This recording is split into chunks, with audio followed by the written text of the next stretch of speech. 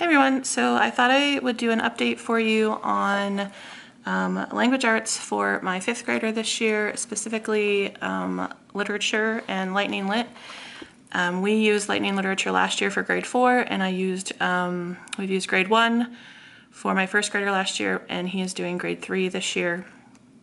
And for the most part, we liked them all. We mostly like grade 3 for my son this year. There's some things that I don't love, but we just kind of leave those.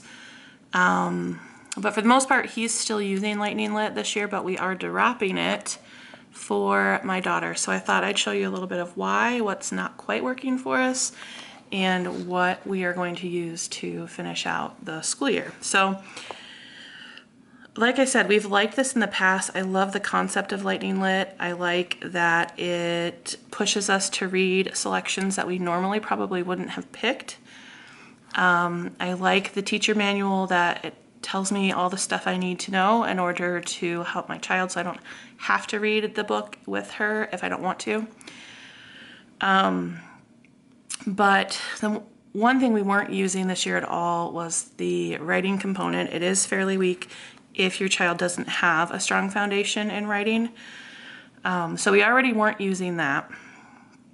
And I feel like the grammar concepts got, as you might expect, a little bit more involved this year. And the lessons were much longer, I'm trying to find an example of one. Just much longer of a lesson to read. So there would be a whole lesson and then just a very little like activity to go with it. And let me see if I can find it's in here or in one she's done already.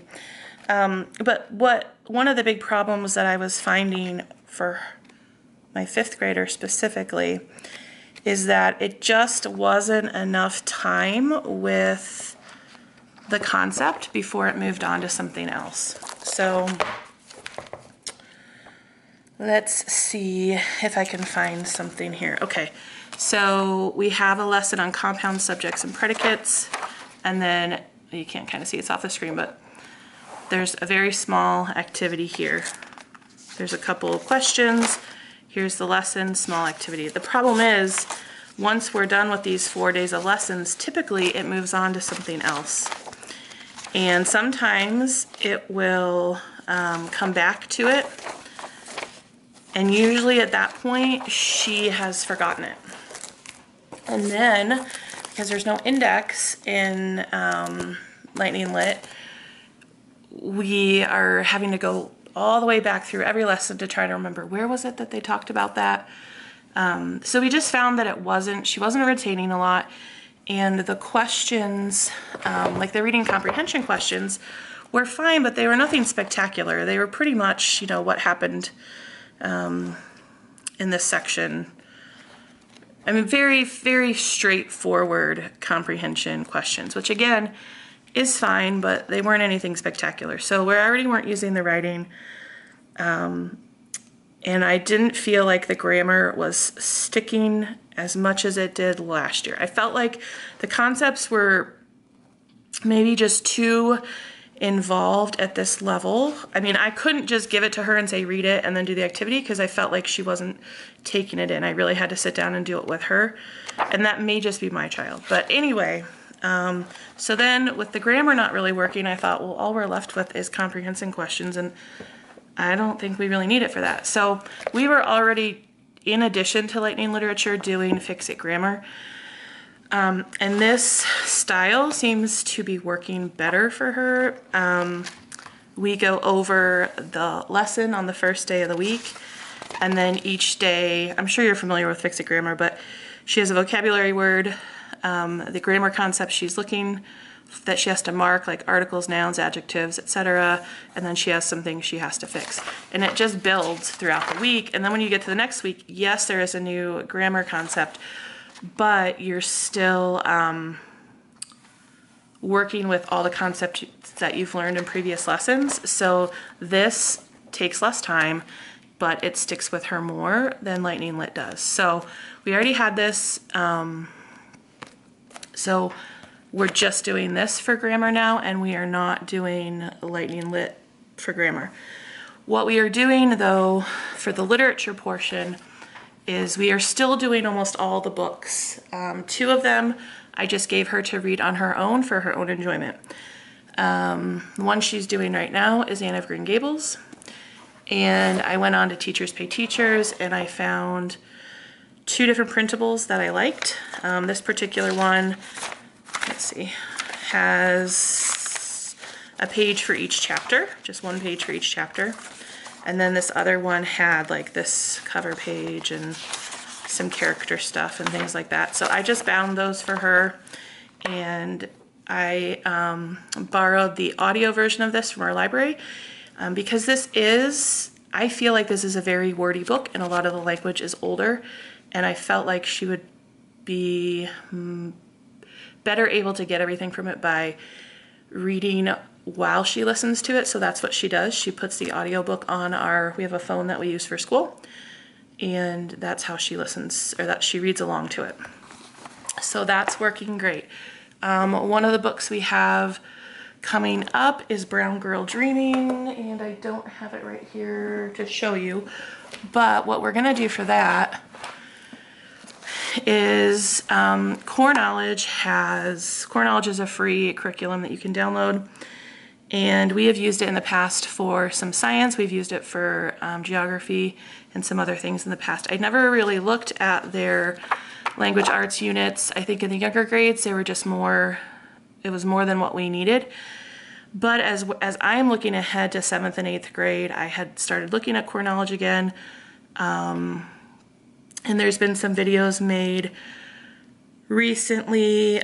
Secular and Free Homeschool, she just made a good video about Core Knowledge. Michelle G makes a lot of good videos, but anyway, it kind of reminded me like, hey, let's maybe go back and look at Core Knowledge. And I found a unit, it's actually a 4th grade unit for Brown Girl Dreaming, and I'm super excited about it. And this is a good way for us to maybe test out their language arts units. I also found one that I want to try for next year, but as we look ahead to 7th and 8th grade, I think they only have 7th grade right now for language arts, but I'm really excited about how this looks. And this, because it's 4th grade and Brown Girl Dreaming is a fairly long book, they actually don't read the whole thing in here, but we will read the whole thing. But a lot of the activities in here go with just certain excerpts from it. So, but I'm excited because it covers more than we need. It covers some grammar, it covers spelling, writing, and there's just a lot of really great things in here. There's also an activity book for the student, and it's just perfect. I was gonna set this aside for next year. I thought it would lend itself really well to a timeline project and also a family history project, and all of that is in here. So we are going to work through this together. And I'm very excited about using this Core Knowledge and kind of testing it out. I'm also really excited about the one I've pulled for next year. If you want a video on that, please let me know.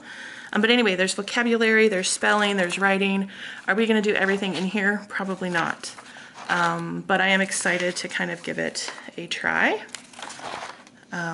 So we're gonna do that. And then I think those are the only books that we have left to do. The other ones she's just reading independently. And then poetry, we're kind of doing some poetry together with her and my son. We are going to be we've already started reading through A Child's Introduction to Poetry. We have this from my son's Lightning Lit. And then I have some poetry printables from Teachers Pay Teachers that we're gonna use. This is a book, there's one called Gone Fishing that was used in the 4th grade Lightning Lit that my daughter read and really liked. So I decided to get Gone Camping, and this is a story that's written in different forms of poetry. So we are going to read through this, and that's how we're gonna cover poetry. So that is pretty much how we are replacing the things that we were using from Lightning Lit, the literature and the grammar.